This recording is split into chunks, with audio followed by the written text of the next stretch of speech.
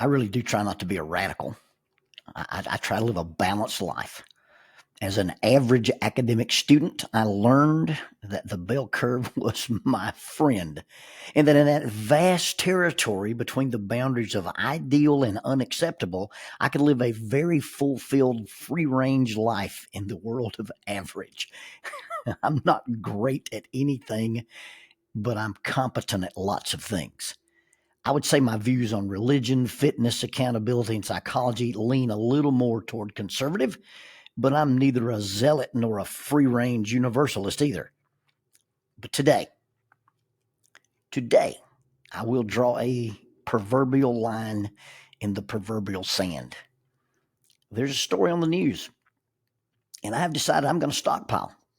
Now, I'd use the word prepare for a shortage. You might use the word hoard. Reminds me of a Calvin and Hobbes cartoon. How many boards would the Mongol hordes hoard if the Mongol hordes got bored? I'm not talking about boards, but I'm going to hoard. Molan Labe is purported to be the Greek phrase that King Leonidas uttered at Thermopylae. The Persians had surrounded them, I guess, or had broken through, and they were going to do this last final conflict. And the Persians yelled to the Greek warriors that they must surrender their weapons. And it has been variously translated, but the most popular translation that you'll see is basically Leonidas looks at this army that's approaching them and says, "You want our weapons? Molan Labe, come and take them." Well, that's where I'm at. You're going to have to come and get them. You better have a reason to cross Chapman Mountain, because between Chapman Mountain and the Flint River will be free America. If you want them, if you're going to ban them, then come and get them. And when you get them, you will have to pry them from my cold, dead hands. Yeah, some new study in California has led companies to consider nationwide banning Pop-Tarts. Now, look, at my age, my activities are being limited. I'm losing some of my freedoms and some of my autonomy. I sold my snowboard. I just disassembled my climbing wall. I'm struggling a little bit to fight diabetes. I don't get to eat Pop-Tarts like I want to. I can't just go have a Pop-Tart for breakfast. But at least, the least I should be able to do is have a choice to eat them when my glucose is low, or some days just decide I want to have one. You see, I've already been diagnosed with an autoimmune condition that affects my blood sugar before I knew they even made mini Pop-Tarts. I already feel like I've been robbed because I didn't know mini Pop-Tarts existed. And now some nutrition fascist is going to ban Pop-Tarts? Well, you want to ban them? Come and take them. And by the way, it's not just Pop-Tarts. You see, Pop-Tarts fall into the category of things that contain X color dye, number, whatever. And that includes Fruit Loops, Skittles, and Nerds. They're on the list. And they may even come after Oreos. Madness. Dogs and cats living together. I can't do this. Now, look, I can go them down the road. I can go north of my office or south of my office, and I can buy CBD all day. You can have CBD oil. You can have CBD brownies. You can have CBD gummies. You can have CBD in vapors. You can have CBD in capsules. There's a huge weed farm just north of Winchester Road. If you go down to the southern border, it looks like senior high school senior night at Six Flags, but you're worried that I'm going to eat a Pop-Tart? How did Pop-Tarts become the enemy of the state? Now, if you're going to get on some wild campaign and you're going to attack fake color and bad taste, why don't you go after Kool-Aid? I mean, Pop-Tarts have never been linked to a cult suicide. And actually, that was actually Flavor Aid, but in substance, they're the same thing. It's pretty much the worst substitute for a soft drink ever invented. You could tell the difference between legit Vacation Bible School and fake Vacation Bible School, because legit Vacation Bible School gave you Coke products and fake VBS gave you Kool-Aid. Talk about ruining your health.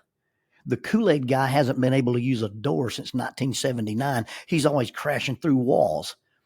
And researchers have concluded that if you took that guy and he was a real thing, if he was a real living jar full of that juice, you take the jar and the juice come out, the dude would weigh 1,100 pounds. And what's he full of?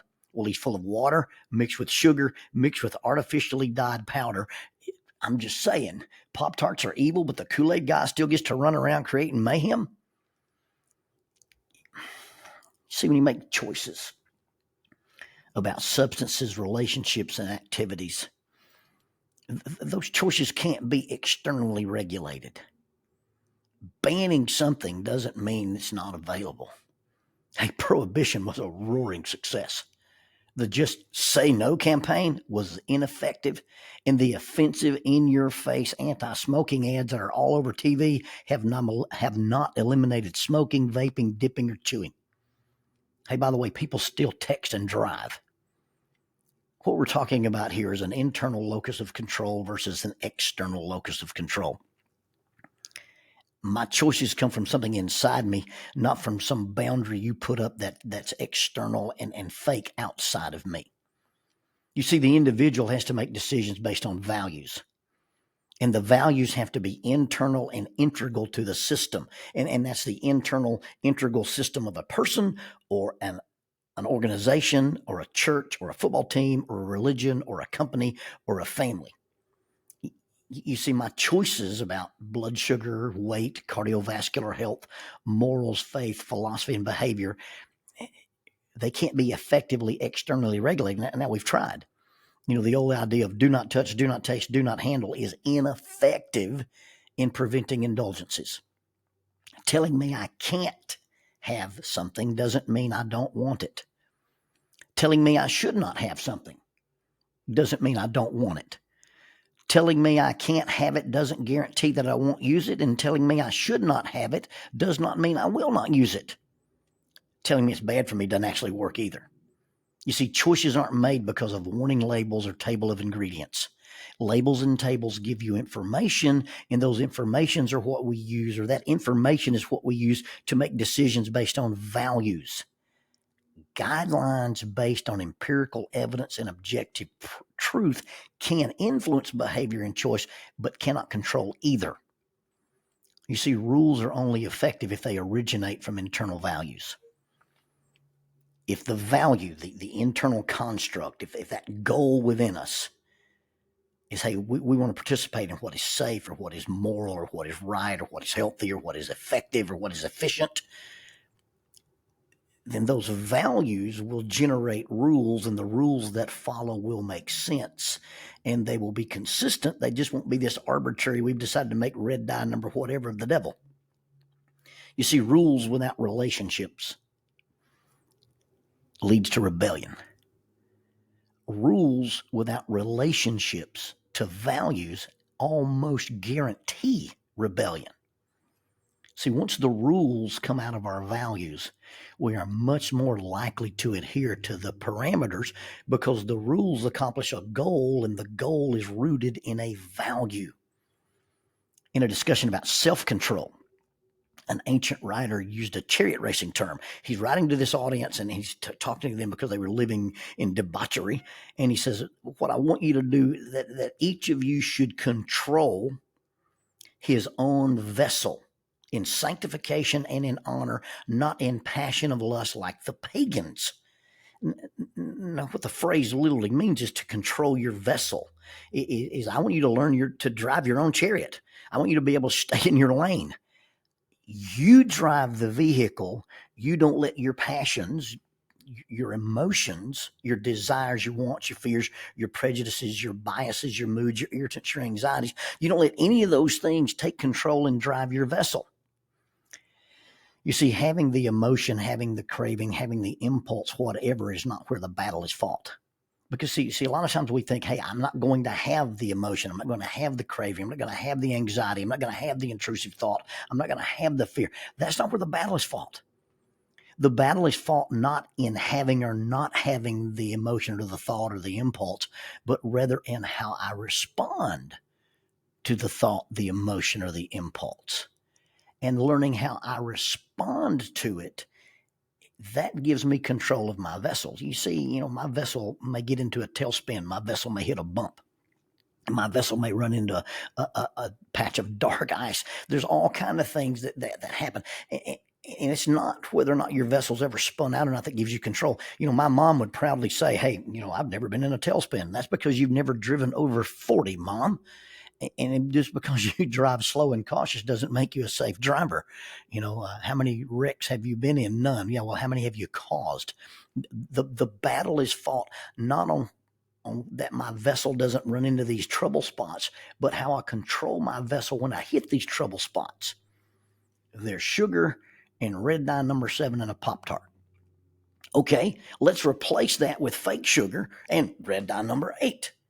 That doesn't do anything to address the self-control. There's real sugar and red dye number 7 in a Pop-Tart. Okay, maybe I won't eat the whole box. Maybe I won't eat one every day. Maybe I'll only eat one when my blood glucose is below a certain level. You see, it's not effective to ban emotion number 7 or to say that feeling number 5 can't be on the shelf anymore. What you have to realize is just because it's on the shelf, just because it's available, doesn't mean I have to use it, doesn't mean I have to consume it, doesn't mean I have to overindulge. What it means is that when I experience these things, when something outside the vessel affects the vessel, I get to decide who drives the vessel. You see, what is effective is to decide that regardless of the ingredients in my day, regardless of those circumstances, I'm going to respond. I'm going to control how I respond to that set of ingredients. It's not the ingredients, but my response to the ingredients that determines whether or not I'm controlling my vessel. Now, the one approach, we're going to eliminate the ingredients, is being controlled. The other, I'm going to decide that I can control my responses to the ingredients. That is self-control.